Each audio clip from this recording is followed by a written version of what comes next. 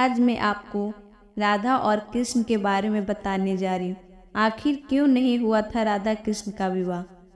कृष्ण की राधा के साथ लीलाएं और राधा की कृष्ण के लिए दीवानगी किसी से छुपी नहीं है।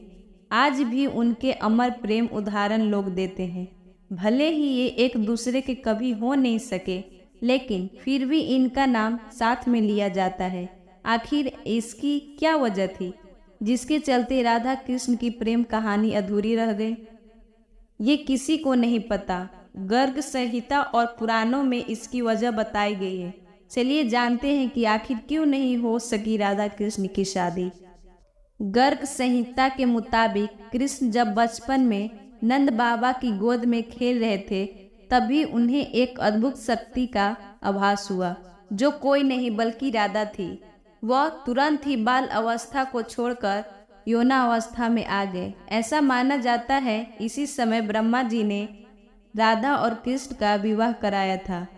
विवाह होने के बाद सब कुछ समान हो गया। विवाह के बाद ही ब्रह्मा जी और राधा जी भी अंतर ध्यान हो गए और कृष्ण जी अपनी बाल अवस्था में वापस आ गए। और पुराणों के अनुसार जब कृष्ण जी वृंदावन छोड़कर जा रहे थे, तब उन्होंने राधा से एक वादा किया था कि वे लौटकर आएंगे, लेकिन उनकी मुलाकात रुक्मणी से हुई, जो मन ही मन उन्हें अपनी पत्नी मान चुकी थी। जब रुक्मणी का विवाह किसी दूसरे से कराया जा रहा था, तब कृष्ण जी वहां पहुंच गए और उनसे शादी कर ली। पौराणिक कथाओं के मुताबिक जब राधा कृष्ण बालपन में मिले थे, तभी उन्हें अपने प्रेम का आभास हो गया था। राधा कृष्ण से उम्र में 11 महीने बड़ी थी और दोनों का प्रेम आध्यात्मिक था, इसलिए वह कभी शादी के बंधन में नहीं बंधे। राधा को रुक्मणी का आध्यात्मिक अवतार भी माना जाता है। अब इन कथाओं के मानो तो राधा कृष्ण का विवाह सीधे तौर पर तो नहीं हुआ, लेकिन दोनों जीवन भर एक दूसरे से प्रेम करते रहे। राधा का विवाह यशोदा के भाई रायान गोपा से हो गई थी और राधा रिश्ते में कृष्ण की मामी लगने लगी थी, इसलिए भी उन्होंने शादी नहीं की थी। ऐसा भी कहा जाता है कि राधा ने अपना घर छोड़ दिया था और एक परछाई अपने घर पर छोड़ी थी, उससे गोपा की शादी की गई थी। श्री कृष्ण जी ने रुक्मणी से विवाह इसलिए भी किया क्योंकि वे जानते थे कि रुक्मणी ही राधा है। दरअसल राधा का ही एक स्वरूप रुक्मणी का था। कृष्ण के वृंदावन छोड़ने के बाद से ही राधा का वर्णन बहुत कम हो गया।